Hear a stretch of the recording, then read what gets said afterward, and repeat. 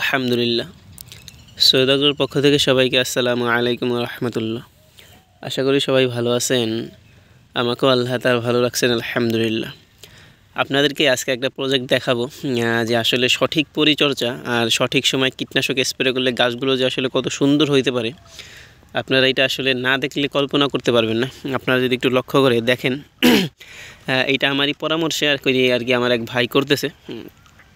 আসলে ওই যে আমাদের বাসাটা দেখতেছেন, ওই যে সাদা বিল্ডিং, ওই সামনে দিয়ে আমার সব প্রজেক্ট, আর একটা জমির পরেই আমাদের আর একটা ভাইয়ের প্রজেক্ট। তো এইখানে উনি ঈদ টার্গেট করে শসাকে চাষ করছে। তো দেখেন অলরেডি গাছের বয়স আজকে মাত্র 24তম দিন। এর মধ্যে কী অবস্থা গাছের, প্রত্যেকটা গাছে কিন্তু অলরেডি জালি চলে আসতেছে। এই যে দেখেন অলরেডি পুরুষ ফুল চলে আসছে।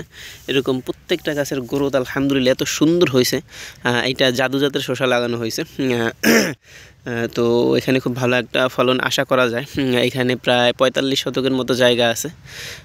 তো প্রায় 2500-র উপরে চারা রোপণ করা হয়েছে সিঙ্গেল বেডে।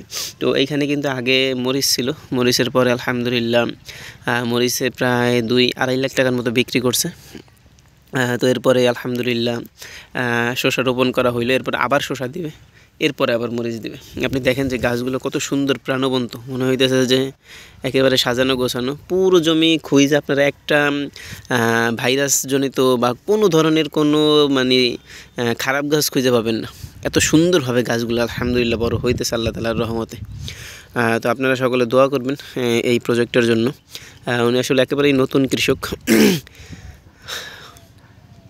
আসসালামু আলাইকুম।